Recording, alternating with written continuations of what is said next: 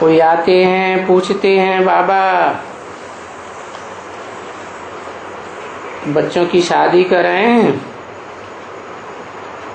तो बाबा समझ जाते हैं कि इनकी दिल है शादी कराने की।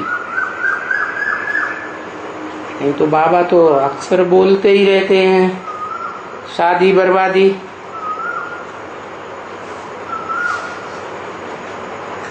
तो अगर मना भी करेंगे तो ये ठहर नहीं सकेंगे।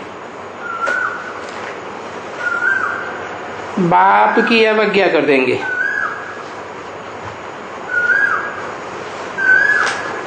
फिर भी उनको ठोंक देते हैं कि बच्चा कपूत है, बाप की आज्ञा नहीं मानता है, तो उसको एक पाई भी नहीं देनी है। निकालो घर से बाहर। जो चाहे सो करे। कुछ भी नहीं देना चाहिए, है ना, क्योंकि वो कपूत बच्चा हो गया।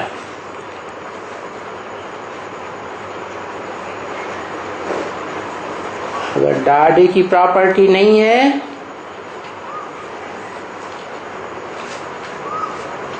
तब तो कोई बात ही नहीं, और डाडे की प्रॉपर्टी है तो वो लड़ पड़ेगा। बाकी करे कोर्ट कचहरी, बाप तो नहीं दे सकते हैं। 28/5/1967 की वाणी का 6ठा पेज।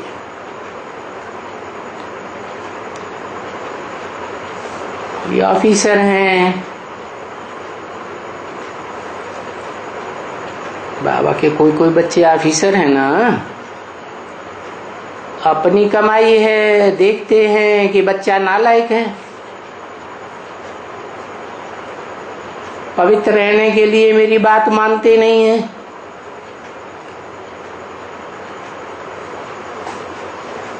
ईश्वर के मददगार नहीं बनते हैं, आसुरी दुनिया में असुरों के मददगार बनते हैं।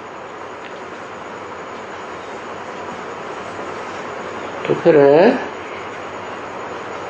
ऑफिसर बाप की जो अपनी कमाई है उसकी मदद कैसे करेंगे?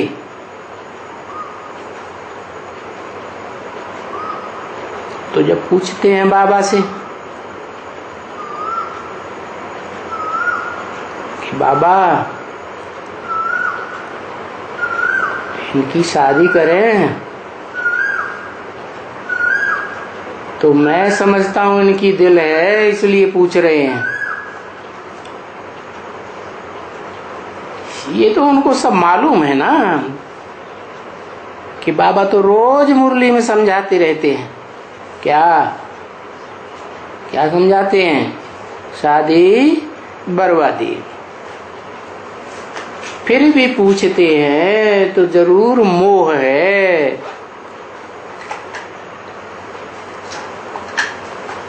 अब यहाँ तो ज्ञान का लक्ष्य ही है नष्टो मोहा स्मृति लब्धा।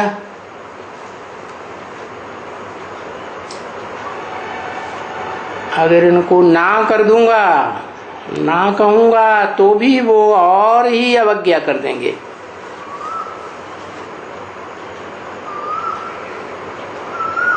तो पाप चढ़ जाएगा अवज्ञा का भी।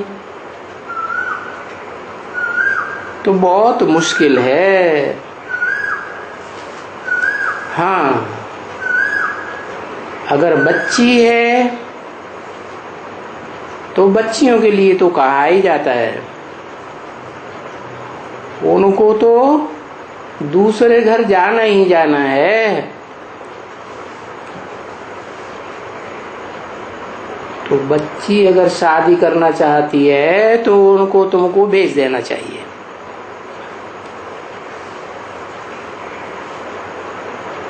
नहीं तो वो कुछ उल्टा कर्म करेगी तो रिस्पांसिबल तुम हो जाएंगे।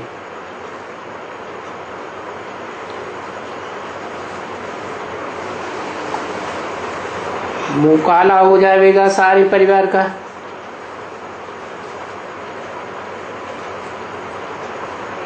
बच्चियां बड़ी हो जाती हैं तो संग दोष में आती हैं। संग दोष में आकर के पीछे गंदी हो जाती है।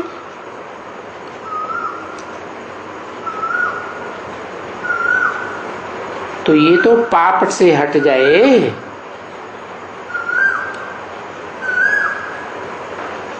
इसलिए बोलता है कि बच्चियों की भंग शादी कराओ। बच्चों की शादी तुम मत कराओ, परंतु फिर मुकाबला करने की ऐसी हिम्मत चाहिए, क्योंकि बच्चे के जो भी संबंधी हैं वो भी उनकी फेवर में हो जाते हैं, तो फिर बहुत मुकाबला करना पड़ता है। तो ये कोई कोई मुश्किल से संभालते हैं कि भाई हम शादी नहीं करा सकते, तुम्हारे मामा चाचा काका सपोर्ट तुम्हें करते हो शादी कराने के लिए, तो भले वो शादी करें, हमारी तरफ से कोई सहयोग नहीं मिलेगा। देखो इनको समझाते हैं, हाँ ऐसे करते हैं जैसे कोई बंदर करते हैं, समझते तो कुछ भी नहीं है। जो श्रूड बुद्धि बच्चे हैं वो तो बहुत अच्छी तरह से समझ जाते हैं।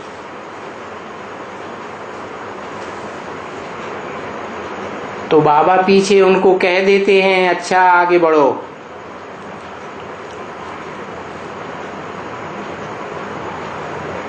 तुम अपने पुरुषार्थ में आगे बढ़ो, समझा ना।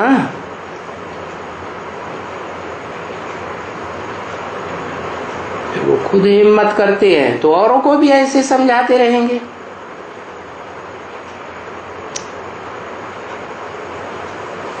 जो समझाते हैं मनुष्य मत्था भी मारते रहते हैं।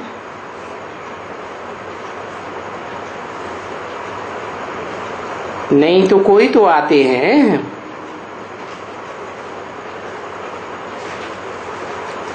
ऐसे ऐसे देख करके सुन करके एक कान से सुनते जाते और दूसरे से निकालते जाते।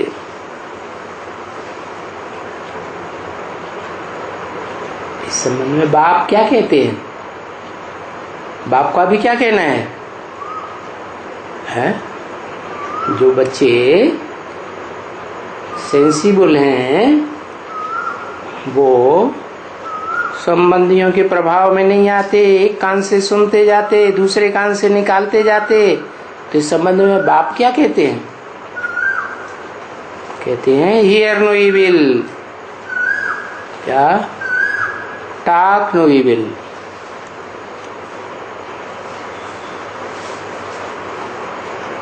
तो ये बात कोई इविल नहीं है ना। अभी विनाश सामने खड़ा है, शादी करेंगे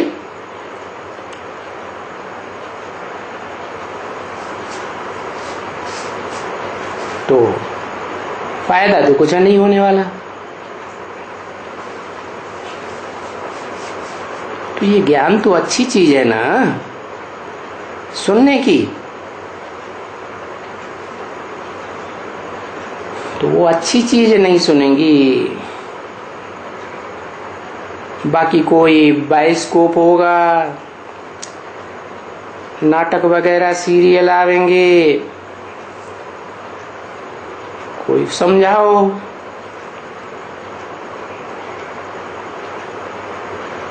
तो वो नाटक सीरियल बड़ी खुशी से देखेंगे और समझेंगे भी। तो देखो ये है तो ना कि समझाने में टाइम लगता है, बादशाही स्थापन करने में टाइम तो लगता है ना, बहुत टाइम लगता है, क्योंकि मनुष्यों को तो कांटे से फूल तो जरूर बनाना है। सब तो नहीं बनेंगे, क्योंकि मनुष्य को कांटा कहो तो वो समझते थोड़े ही हैं कि हम कांटे हैं, कुछ भी नहीं। अगर कहते भी हैं पतित पावन सीताराम, तो भी अपन को कोई पतित पावन नहीं समझते हैं। अच्छा, गवर्नमेंट सारी पुकारती है, गवर्नमेंट के लिए सारी प्रजा क्या कहती है? भ्रष्टाचारी गवर्नमेंट है। अब भ्रष्टाचारी गवर्नमेंट तो सारी गवर्नमेंट भ्रष्टाचारी हुई ना है। गवर्नमेंट में जितने भी होंगे वो सारे ही भ्रष्ट इंद्रियों से आचरण करने को सपोर्ट करेंगे ना। यथा प्रेसिडेंट कहते हैं ना बाबा, यथा राजा तथा प्रजा, यथा राजा रानी तथा प्रजा। फिर यहाँ दैवी राजा रानी तो है ही नहीं क्या? क्यों? इस दुनिया में दैवी राजा रानी क्यों नहीं है? हैं? क्योंकि देवता तो भगवान बनाता है मनुष्य से, और यहाँ जो गवर्नमेंट दुनिया में चल रही है प्रजातंत्र गवर्नमेंट, ये कोई भगवान ने थोड़ी ही बनाई है। तो पीछे कहेंगे यथा प्रेसिडेंट, यथा प्राइम मिनिस्टर वगैरह वगैरह, तथा प्रजा। क्योंकि राज्य तो प्रजा का है ना, कहने के लिए तो है ना। तो क्या करेंगे? है यथा राजा तथा प्रजा, तो प्रजा क्या करेगी? है ही प्रजा का राज्य। क्योंकि भगवान ने राजयोग सिखाकर राजा रानी बनाए, तो अभी कोई राजा रानी तो है ही नहीं। इस मनुष्य सृष्टि में भी लंबे समय तक तो राजा रानी का राज्य चला ना। हमको राजा ही करना किसने सिखाया? कब सिखाया है? कोई ने तो सिखाया होगा ना। तो ये सृष्टि के आदि काल में, रिहर्सल काल में, शूटिंग काल में, जब संगम युग होता है कलयुग और सतयुग का, तो बाप ने आकर के गीता ज्ञान द्वारा राजयोग सिखाया, और उस राजयोग की पावर से जन्म जन्मांतर के राजा बने। जो इस सृष्टि में आदि से लेकर, सतयुग से लेकर और कलयुग के मध्य तक भी, मध्यांत तक भी राजाओं का ही राज्य चला ना।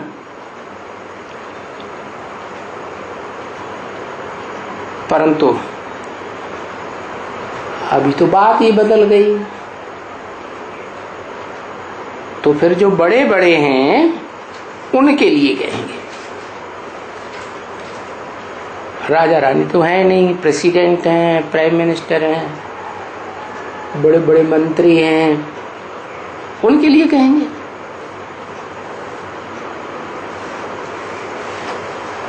हम तो और ही बड़े कहेंगे कि यथा ऊंचे ऊंचे पंडित पढ़े हुए, बहुत ही वेदांती तथा दूसरे सभी बंदर,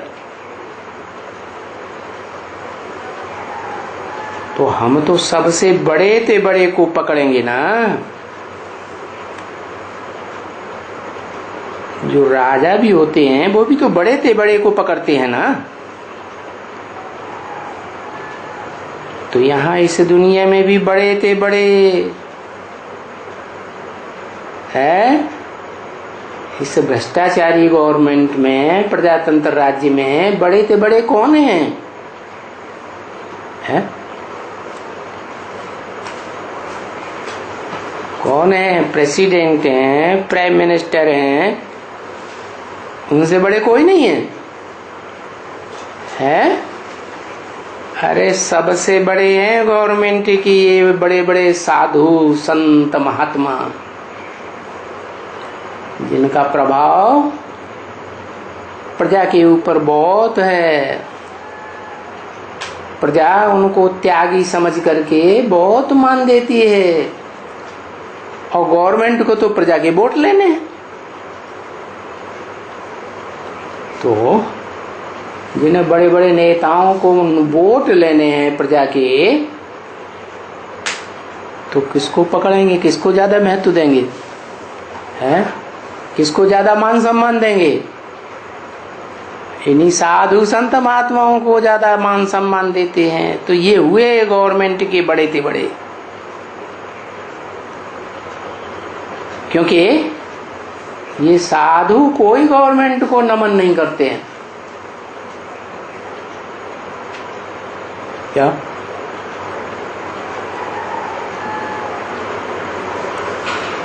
क्यों नहीं नमन करते हैं? उनका तो नारा ही है क्या? शिवोहम आत्मा सो परमात्मा, ब्रह्मास्मि, हम ही ब्रह्मा है। तो किसको नमन करेंगे?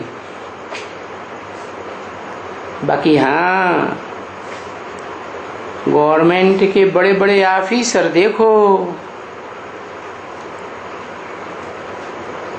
शंकराचार्य आएंगे,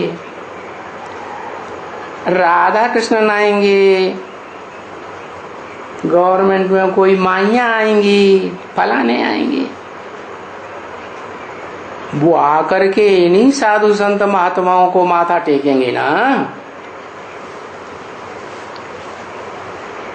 तो देखो, इस भ्रष्टाचारी गवर्नमेंट में बड़े से बड़ा कौन हो गया है?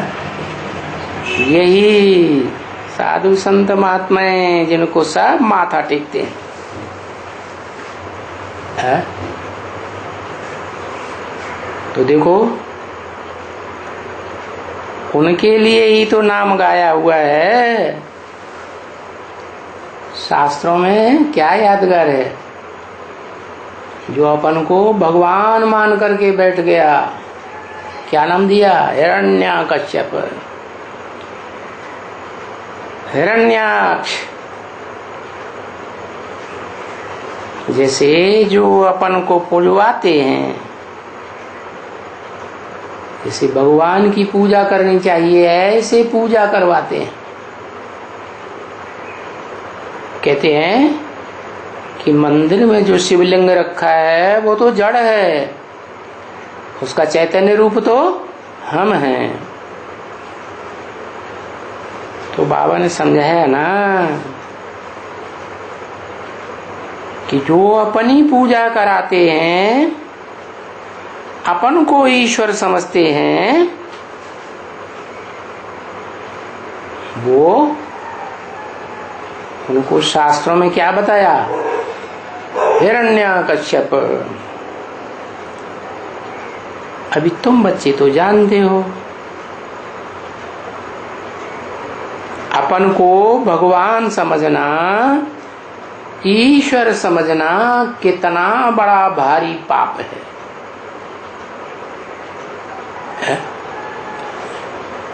क्यों? अरे ईश्वर का काम है पुरानी नरक की दुनिया को बदल करके नई स्वर्ग की दुनिया बनाना। और ये जो अपन को भगवान ईश्वर समझ बैठे हैं, ये कौन सी नई दुनिया बनाते हैं? कौन सी दुनिया को सपोर्ट करते हैं? ये भ्रष्टाचारी गवर्नमेंट को सपोर्ट करते हैं। तो ना अपन को फिर समझते हैं।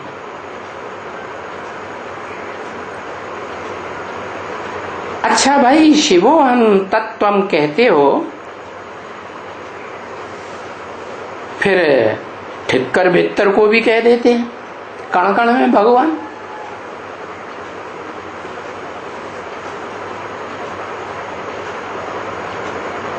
ठिक्कर कहते ही हैं, एक ठोकर लगे मिट्टी के ढेले की तरह टूट जाए।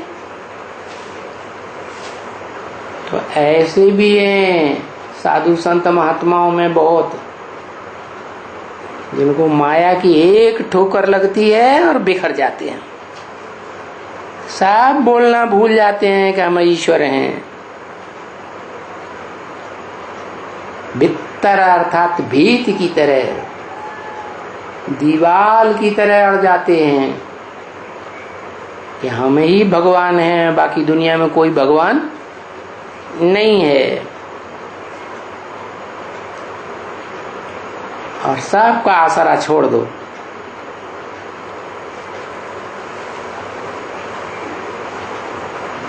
ऐसे भीति की तरह अड़ जाने वाले कितना नुकसान करते हैं। कब? जब भगवान इस दुनिया में प्रैक्टिकल में आते हैं तो भीति की तरह संसारियों के सामने अड़ जाते हैं अपनी बात पर, और भगवान को न खुद पहचानते हैं न दूसरों को पहचानने देते हैं। बस नारा लगाते हैं शिवोहम तत्वम। भाई ठिक्कर ठिक्कर में है, भित्तर भित्तर में है। फिर जब ज्ञान मिल जाता है तब ही समझते हैं कि हाँ, हम बंदर से भी बदतर थे। क्या? बंदर क्या करता है? हाथी भी निकलेगा ना तो उसको भी खुड़क मारेगा ना, है? तो ऐसे ही भगवान जी भी जब आते हैं तो भगवान पार्टदारी को भी गुड़क मारते हैं। जब ज्ञान में आवेंगे तो समझेंगे हाँ, हम बंदर से भी बदतर थे।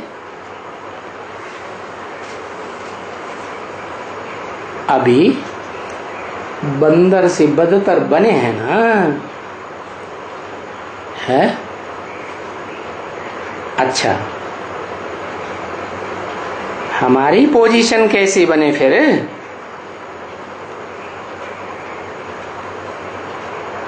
हम बच्चों की पोजीशन कैसे बने? वो बंदर से मंदिर लायक कैसे बने? तो फिर बाप का फर्ज होता है कि बाप की जो भी रचना है उनको समझाना। क्या? बच्चों का काम नहीं समझते हैं, बच्चा बुद्धि है, तो बाप का काम है समझाना। अगर नहीं समझते हैं तो समझ लो ये कपूत है। क्या? उनको बच्चा नहीं कहेंगे, नहीं, ऐसे बच्चों को फिर घर से भगा देना चाहिए। पार गति दे देना चाहिए। फिर इतनी भगाए देने की पावर तो कोई में रहती नहीं है? क्यों नहीं रहती है? क्योंकि खुद भी ज्ञान में चलते रहते हैं और ज्ञान के विपरीत काम भी करते रहते हैं। तो कमजोरी आएगी आत्मा में या पावरफुल बनेंगे?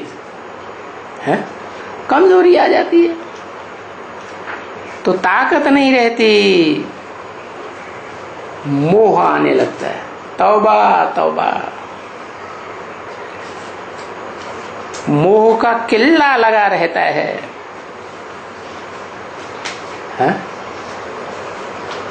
इसलिए केले का पौधा होता है ना, तो उसमें जड़ में से छोटा सा किल्ला निकलता है ना, वो ही किल्ला बड़ा हो जाता है। ऐसा पार एकदम जो मोह कभी निकल ही नहीं सकता। मोह का किल्ला निकला तो बड़ा बड़ा तो बनेगा। यहां तो क्या सिखाया जाता है? यहाँ परीक्षा क्या है? लास्ट यहाँ तो परीक्षा है ही नष्टो मोह स्मृति लब्धा। किससे नष्टो मोह है? अपनी देह से नष्टो मोह। देह की इंद्रियों से जो सुख मिलता है उससे भी नष्टो मोह। देह के पदार्थों से नष्टो मोह। देह के संबंधियों से नष्टो मोह। बुद्धि से नष्ट मोह। बस बाबा मेरा तो एक शिव बाबा, दूसरा न कोई। क्या जहां जहां बुद्धि योग भटकता है वो सब दूसरे। जो इन आंखों से देखते हैं इस संसार में, वो सब क्या हैं? पराये हैं या अपने हैं? सब पराये हैं, सब धोखेबाज हैं। तो